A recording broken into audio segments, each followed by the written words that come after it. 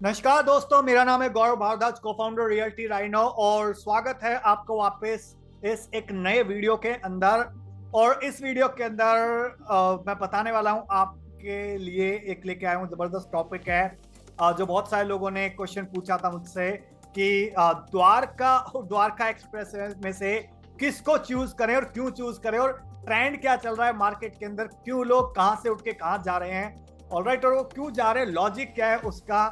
तो I make sure कि इस वीडियो के अंत तक अगर आप देखोगे, लास्ट तक 10th पॉइंट तक रुके रहोगे, तो आपको कंप्लीट क्लैरिटी मिल जाएगी कि क्या डिफरेंस है द्वारका के अंदर और द्वारका एक्सप्रेसवे पे, और अगर आपको इन्वेस्ट करना है तो कहाँ इन्वेस्ट करना है, क्यों इन्वेस्ट करना है।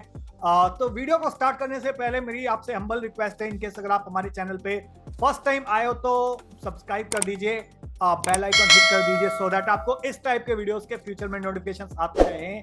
और अगर आपको वीडियो लगे तो अच्छा लगे तो लाइक कर देना, कोई क्वेश्चन हो, कोई सवाल हो तो कमेंट कर देना, और इनकेस अगर आपको वीडियो बहुत अच्छा लग जाए तो प्लीज इसको शेयर कर देना अपने दोस्तों के साथ। तो चलिए स्टार्ट करते हैं। हाय गाइस, मेरा नाम है गौरव भारद्वाज।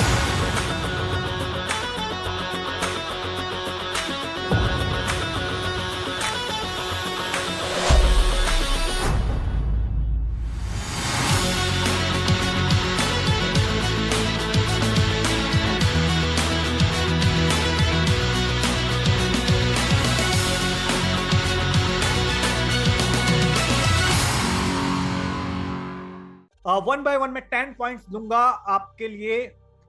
माइंड मैप मेरा रेडी है, 10 पॉइंट्स, एंड मेक श्योर आप 9th पॉइंट बिल्कुल भी मिस मत कर जाना। अगर आपने 9th पॉइंट मिस कर दिया तो समझ लो बहुत कुछ खो दिया। Alright, so make sure 9th point miss मत कर जाना। तो चलिए स्टार्ट करते हैं। पहला डिफरेंस क्या है द्वारका और द्वारका एक्सप्रेसवे के अंदर, वो है जो कि बड़ा ही ऑब्वियस सा है, old construction versus new construction. तो देखिए, जो द्वारका की जो सोसाइटीज हैं वो काफी पुरानी हैं, और मैं आपको अपनी एक छोटी सी स्टोरी सुनाता हूँ 2002 की। मैं मतलब उससे भी पहले की अगर मैं स्टोरी बताऊं तो मैं फर्स्ट टाइम द्वारका में गया था 1996 या 97 के आसपास, और उस टाइम द्वारका को बोला करते थे पप्पन कला। अगर कोई उस टाइम का बंदा देख रहा है इस वीडियो को तो प्लीज इसको कमेंट सेक्शन के अंदर बताना कि 96 में द्वारका को क्या बोला जाता था। पप्पन कला नाम से जाना जाता था। ऑलराइट, और मैं उस टाइम पे जाके देखता था और वहां पे बड़ी ही धूल मिट्टी उड़ा करती थी, और उस टाइम पे जो भी चीजें बताई जाती थी कि यार ऐसा होगा ऐसा होगा, मेरे को बहुत हल्का हल्का याद था कि बड़ी धूल मिट्टी उड़ा करती थी, और फ्लैट्स बनते थे, और लगता था कि यार इन फ्लैट्स में कौन रहेगा। उस टाइम रोहिणी की स्टोरी मतलब चल चुकी थी, रोहिणी सक्सेसफुल हो चुका था उस टाइम पे, और द्वारका सब सिटी बन रही थी। तो उस टाइम पे किसी को पता नहीं था कि यार आने वाले टाइम के अंदर ये बन जाएगा द्वारका। उसके अलावा 2002 के अंदर मैं द्वारका से होते हुए जाता था हौज खास की तरफ, 764 नंबर बस के अंदर वहीं से गुजरता था द्वारका से, और उस टाइम तक भी बहुत ज्यादा डेवलपमेंट नहीं हुआ था। उससे तो 96 के मुकाबले तो बहुत सारे लोगों ने रहना शुरू कर दिया था 2002 तक, बट फिर भी मार्केट के अंदर बहुत ही कम दुकानें ऐसी थी जो ऑपरेशनल थी, और जो दुकानें थी बहुत सारी मार्केट आपकी 5-12 की मार्केट हो गई या 6-10 की मार्केट हो गई, तो या इवन सेक्टर 7 की मार्केट हो गई, रामफल चौक की मार्केट हो गई, तो वहां पे उतनी ज्यादा हलचल नहीं हुआ करती थी, दुकानें खाली पड़ी रहती थी बहुत, और लगता था कि यार ये दुकानें पता नहीं ये मार्केट चल भी पाएगी या नहीं चल पाएगी। और वही चीज अगर आप आज जाके देखोगे तो आपको वहां पे दुकानों के अंदर जो एप्रिसिएशन आया हुआ है, किराए जो आ रहा है आज की डेट में, ऑलरेडी वो बहुत एक अच्छे लेवल का आ रहा है। अब जरा सोचिए, अगर 20 साल पहले किसी ने वो चीज इमेजिन कर ली होती जो आज की स्टोरी है, तो उसने कितना पैसा कमाया होगा। एक एस्टिमेट है 10 गुना पैसा कमाया है। तो वही हमारा भी नेक्स्ट पॉइंट भी है। तो चलिए चलते हैं नेक्स्ट पॉइंट। तो एक तो चीज हो गई old construction versus new construction. आपका जो द्वारका एक्सप्रेसवे है वहां पे आज की डेट में काफी नई कंस्ट्रक्शन है, और बहुत सारे लोगों को वो जो स्टोरी है आज की डेट में समझ में नहीं आएगी, बट अगर आपने द्वारका को बसते हुए देखा होगा तो वो आपको द्वारका एक्सप्रेसवे की स्टोरी समझ में आ जाएगी कि आने वाले टाइम में यहाँ पे जो ग्रोथ आएगी वो कैसी आएगी, क्यों आएगी। ऑलराइट, क्योंकि द्वारका के अंदर ऑलरेडी एप्रिसिएशन काफी आ चुका है, इंफ्रास्ट्रक्चर बन चुका है, हॉस्पिटल्स हैं, मॉल्स हैं, ठीक है, बट वही सारी चीजें द्वारका एक्सप्रेसवे पे भी आने वाली हैं। ऑलराइट, तो ये एक मेजर डिफरेंस है, वहां पे नई कंस्ट्रक्शन आ रही है, यहाँ पे ओल्ड कंस्ट्रक्शन है। यहाँ पे जो डीडीए ने कंस्ट्रक्शन करी थी वो उस टाइम पे जो टेक्नोलॉजी अवेलेबल थी, उस टाइम पे जो चीज अवेलेबल थी उसके अकॉर्डिंग करी हुई थी। सेकंड जो डिफरेंस रहता है यहाँ पे वो है आपका एप्रिसिएशन। द्वारका के अंदर अगर मैं बात करूं तो जैसा मैंने आपको बताया ऑलरेडी 10 गुना प्राइस बढ़ा है पिछले 20 साल के अंदर। तो मेरे एक फ्रेंड है, उन्होंने एक फ्लैट लिया था सेक्टर 11 के अंदर, 10 लाख रुपए का फ्लैट लिया था उन्होंने 2002 के आसपास। वो आज की डेट में 2022 में लगभग 1 करोड़ 5 लाख रुपए का बिकता है।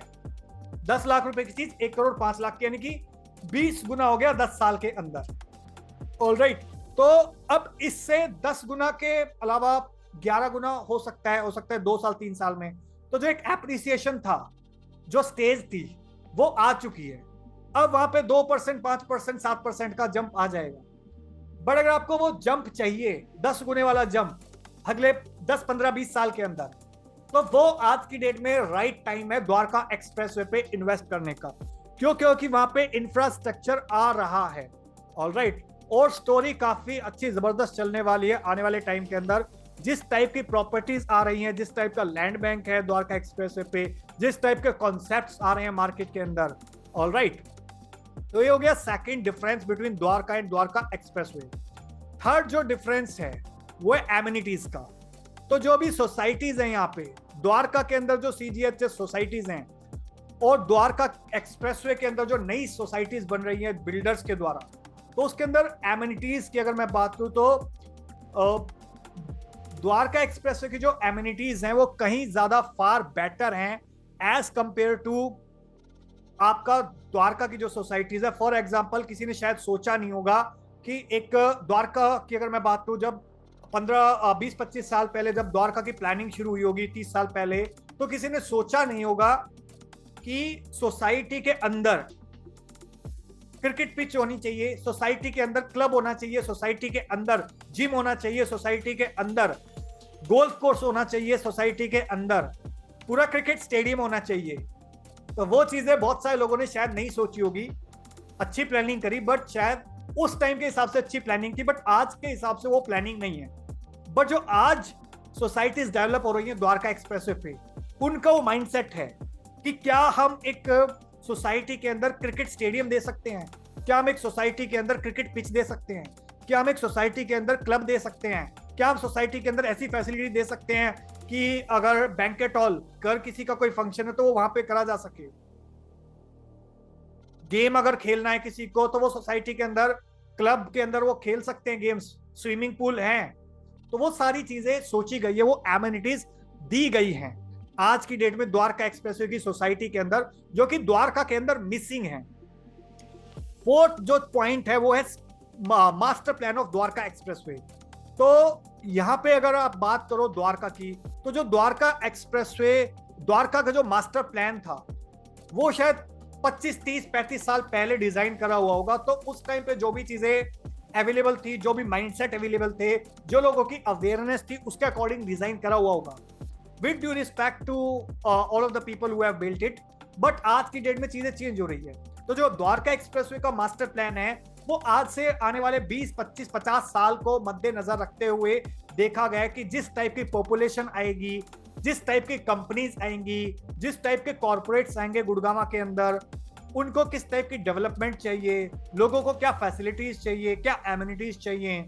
ऑलराइट, तो उसके एंगल से मास्टर प्लान डिजाइन करा है द्वारका एक्सप्रेसवे का हरियाणा गवर्नमेंट ने।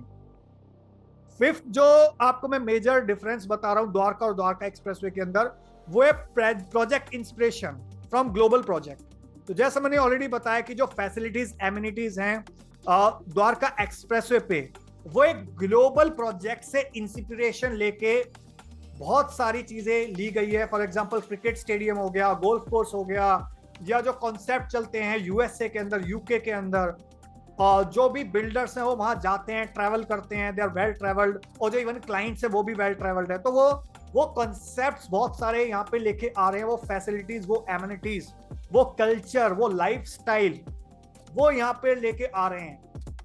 वहीं वो चीज द्वारका के अंदर कहीं ना कहीं मिसिंग है। ऑलराइट, तो इंस्पिरेशन ग्लोबल प्रोजेक्ट से है। 6 पॉइंट की अगर मैं बात करूं तो वो है आपका टेक्नोलॉजी। तो टेक्नोलॉजी एडवांस की मैं बात करूं, भले ही वो क्वालिटी ऑफ कंस्ट्रक्शन की बात करूं मैं, या फिर मेंटेनेंस इश्यूज की बात करूं। फॉर एग्जांपल द्वारका एक्सप्रेसवे की बहुत सारी ऐसी सोसाइटीज है, बहुत सारी, जहां पे सीपेज एक बहुत ही मेजर दिक्कत है। हर दूसरी तीसरी सोसाइटी के अंदर आप देखोगे तो उनकी बाहर से दिख जाता है कि सोसाइटी की दीवारें जड़ी हुई है, मतलब सीपेज का इशू है। यानी कि 25 साल पहले, 20 साल पहले किसी ने वो चीज ध्यान में नहीं रखी हुई होगी, बट आज की डेट में कई प्रोजेक्ट के अंदर, सब में नहीं, कई कुछ बहुत ही गिने चुने प्रोजेक्ट के अंदर वो चीजें ध्यान में रखी हुई हैं कि अगर सीपेज ना आए उसके लिए 5 लेवल की टेक्नोलॉजी होनी चाहिए, 5 लेवल की लेयरिंग होनी चाहिए। That is the reason, so that कि कल को दिक्कत ना आए। यहाँ पे द्वारका के अंदर लोगों को कबूतर जाल लगाने पड़ते हैं। कई सोसाइटीज ऐसी हैं गुड़गांव के अंदर, और कबूतर जाल से प्रॉब्लम क्या होती है मैं आपको बता देता हूँ। कबूतर बीट कर जाते हैं घर पे, और बीट करने से एक साइंटिफिक रिपोर्ट पब्लिश करी गई थी, उससे कैंसर हो जाता है लोगों को। तो उस लेवल की भी माइक्रो मैनेजमेंट करा जा रहा है कुछ सोसाइटीज के अंदर, गुड़गांव के अंदर उस लेवल का थॉट प्रोसेस है, उस लेवल का माइक्रो मैनेजमेंट है। अर्थक्वेक कल को अगर आ जाए तो बहुत सारी द्वारका की सोसाइटीज हिल जाएंगी। उस टाइम वो FAR नहीं था, तो दैट इज द रीजन थोड़ा सा कम हाइट रखी हुई है। बट आज की डेट में टेक्नोलॉजी की वजह से हाई राइज अगर 15, 20, 25 फ्लोर की भी बिल्डिंग है तो वो भी एक 7, 8, 9 रिक्टर स्केल का जो भूकंप है वो झेलने की काबिलियत रखती है। तो टेक्नोलॉजी एडवांसमेंट है द्वारका एक्सप्रेसवे पे, वो जो कि द्वारका पे शायद आपको हार्डली किसी बिल्डिंग में मिलेगा, और ना सिर्फ अगर किसी अगर आपका कोई बिल्डर फ्लोर भी है उसमें भी आपको नहीं मिलेगा शायद। 7 जो फर्क है वो क्या है? Old trend of appreciation. तो अगर मैं ओल्ड ट्रेंड एप्रिसिएशन देखूं, पुराना ट्रेंड देखूं, तो जनरली बहुत सारी जगह एक चीज देखी गई है, जो प्रॉपर्टीज आपकी एक्सप्रेसवे से लगती हुई होती हैं, ऑलराइट, हार्डली 100, 150, 200 मीटर पे होती हैं, या फिर अपर द्वारका एक्सप्रेसवे जैसे गुड़गांव के अंदर है उससे लगी हुई होती हैं, जहां पे 75 मीटर वाइड रोड है या 150 मीटर का एक्सप्रेसवे है, उससे लगती हुई प्रॉपर्टीज जो हैं वो ज्यादा एप्रिशिएट करती हैं। फॉर एग्जांपल NH8 की जो प्रॉपर्टीज की अगर मैं बात करूं, 2-3 एग्जांपल दूंगा मैं आपको। एम्बियंस का प्रोजेक्ट है लगून, एम्बियंस का ही प्रोजेक्ट है। एक और कैट्रियोना जो एम्बियंस मॉल के ठीक पीछे है, वहां पे काफी अच्छा एप्रिसिएशन आया है। सेकंड, मानेसर टोल क्रॉस करोगे तो राइट साइड में एक प्रोजेक्ट है पाम गार्डन करके, वहां पे अच्छा एप्रिसिएशन आया। क्यों आया? क्योंकि वो NH8 पे बिल्कुल लगती हुई प्रॉपर्टी है। वर्ल्ड स्पा एक प्रोजेक्ट है यूनिटेक का सेक्टर 30 के अंदर, वहां पे अच्छा एप्रिसिएशन आया। क्यों आया? क्योंकि एक्सप्रेसवे से बिल्कुल हार्डली 150 मीटर पे, आधा किलोमीटर पे वो प्रॉपर्टीज है, ऑलराइट। वो क्यों आया? क्योंकि NH8 पे है, वो रही जा एटलांटिस हो गया। तो ऐसी प्रॉपर्टीज जो ट्रेंड देखा गया है, जो प्रॉपर्टीज आपकी हाईवे पे एक्सप्रेसवे से लगती हुई प्रॉपर्टीज हैं, वहां पे अगर आप इन्वेस्ट करते हो तो वहां पे एप्रिसिएशन अच्छा आता है एज कंपेयर टू द्वारका के अंदर जो थोड़ी सी एक्सप्रेसवे से तो बहुत अंदर की तरफ है वो चीजें, ऑलराइट। क्योंकि द्वारका में से कोई एक्सप्रेसवे एट प्रेजेंट नहीं जा रहा, फ्यूचर में आपका यू यार्ड 2-3 जाना है वहां से। 8th अगर मैं डिफरेंस की बात करूं, 8th डिफरेंस है आपका गुड़गांव की जो जॉब्स हैं वो ड्राइव कर रही हैं ग्रोथ। तो चांसेस है यहाँ पे द्वारका एक्सप्रेसवे पे एप्रिसिएशन ज्यादा आएगा आने वाले टाइम के अंदर, क्योंकि मोस्टली जो नौकरी करने आ रहे हैं लोग वेस्ट दिल्ली से, साउथ दिल्ली से, नॉर्थ दिल्ली से, इवन ईस्ट दिल्ली से, नोएडा से, फरीदाबाद से, वो गुड़गांव में आ रहे हैं। गुड़गांव में क्यों आ रहे हैं? क्योंकि वहां पे नौकरियां हैं, जॉब्स हैं, जो कि एक डिमांड क्रिएट कर रही है। जॉब्स की अगर डिमांड होगी तो ज्यादा लोगों को रहने के लिए जगह चाहिए, ज्यादा लोगों को रहने के लिए अगर जगह चाहिए तो उनको घर चाहिए। तो दैट इज द रीजन आने वाले टाइम के अंदर जो एप्रिसिएशन है वो गुड़गांव के अंदर मच बेटर है एज कंपेयर टू द्वारका। अगर मैं 9th फैक्टर देखता हूं उसके अंदर क्या डिफरेंस है द्वारका और द्वारका एक्सप्रेसवे के अंदर, तो द्वारका के अंदर कुछ लोग कहते हैं क्या ठीक है कंस्ट्रक्शन पुरानी है, मल्टी स्टोरी की, मैं फ्लोर खरीद लेता हूं, फ्लोर की तो कंस्ट्रक्शन नहीं है, और गुड़गांव में अपार्टमेंट खरीदने से थोड़ा अच्छा है कि मैं द्वारका में फ्लोर ले लेता हूं कि यहाँ पे आसपास बसा हुआ सेक्टर है। बट मैं आपको बताता हूं कि फ्लोर के अंदर कई बार रिस्क हो जाते हैं, लाइक आपका टाइटल का रिस्क हो गया, सिक्योरिटी का रिस्क हो गया, जैसा मैंने आपको बताया, अगर आपके घर में बच्चे हैं, बूढ़े हैं, वुमेन हैं, ऑलराइट। इसके अलावा इंटरनल कन्फ्लिक्ट हो जाते हैं आपकी कई बार नेबर के साथ, कि फर्स्ट फ्लोर पे जो बंदा रह रहा है वो कह रहा है मेरे को लिफ्ट नहीं चाहिए, फोर्थ फ्लोर वाला कह रहा है मेरे को लिफ्ट चाहिए, फर्स्ट फ्लोर वाला कह रहा है मैं लिफ्ट के पैसे क्यों दूं, मेंटेनेंस के पैसे क्यों दूं, मेरे को तो, मैं तो यूज ही नहीं करता। फोर्थ फ्लोर वाला कह रहा है कि यार आपको तो देने पड़ेंगे, चारों पे डिवाइड होगा, तो उसके वजह से थोड़े से झगड़े बढ़ जाते हैं।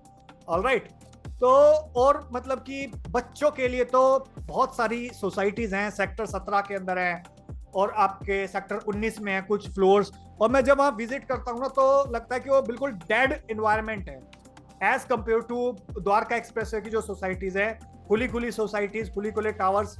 ऑलराइट, वहां पे बिल्कुल कंजेस्टेड, ऐसा लगता है कि किसी ने मेरे को घोट दिया है। ओके, तो वैसे फ्लोर्स बने हुए हैं।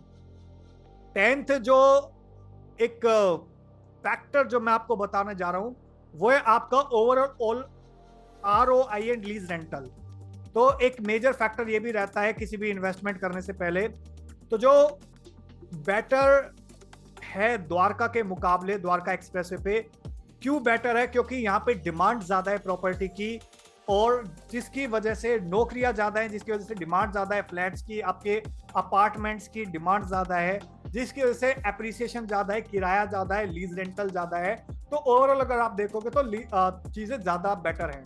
तो आई होप आपको इस 10 पॉइंट से एक ओवरव्यू, ब्रॉड ओवरव्यू मिल गया होगा कि द्वारका वर्सेस द्वारका एक्सप्रेसवे के अंदर आपको कहां इन्वेस्ट करना चाहिए। अल्टीमेटली डिसीजन आपका है, क्योंकि पैसा आपका है। ऑलराइट, तो पैसा आपका है तो डिसीजन भी आपका है, बट मेरा एज एन एडवाइजर आपको एप्पल टू एप्पल कंपैरिजन करा मेरा फर्ज है। अगर आपको लॉजिकल पॉइंट्स लगे और अगर आपको लगे कि द्वारका एक्सप्रेसवे पे आपको इन्वेस्ट करना चाहिए, तो आप इन नंबर्स पे कॉन्टैक्ट कर सकते हो और हमारी टीम आपको हेल्प करेगी आपको एक सही डिसीजन लेने के अंदर कहां पे आपको इन्वेस्टमेंट करना चाहिए। Alright, so that's all about this video guys. Thank you so much once again for watching till here. अगर आप हमारे चैनल पे बिल्कुल फर्स्ट टाइम आए तो मेक श्योर सब्सक्राइब कर दीजिए, बेल आइकन हिट कर दीजिए, सो दैट आपको इस टाइप के वीडियोस के फ्यूचर में नोटिफिकेशंस आते रहें। अगर आपका कोई सवाल है तो क्वेश्चन में पूछ लीजिए, कमेंट सेक्शन में पूछ लीजिए। वीडियो अच्छा लगा तो लाइक कर देना, सवाल हो तो पूछ लेना, और अगर आपको वीडियो बहुत अच्छा लगा तो प्लीज शेयर कर देना इसको अपने दोस्तों के साथ, रिश्तेदारों के साथ, ऑफिस के अंदर, कॉर्पोरेट के अंदर, लिंक्डइन पे, फेसबुक पे, इंस्टाग्राम पे, व्हाट्सएप पे, जहां चाहो आप शेयर कर सकते हो, सो दैट किसी ना किसी की मदद हो सके, हेल्प हो सके इस वीडियो के थ्रू, और मुझको भी एक मोटिवेशन मिल सके इस टाइप के और वीडियोस लाने के लिए। सो वीडियोस को यहां तक देखने के लिए bye bye, take, thank you so much once again, and मिलता हूं मैं भी आपको किसी और वीडियो के अंदर। तब तक के लिए बाय बाय, टेक केयर।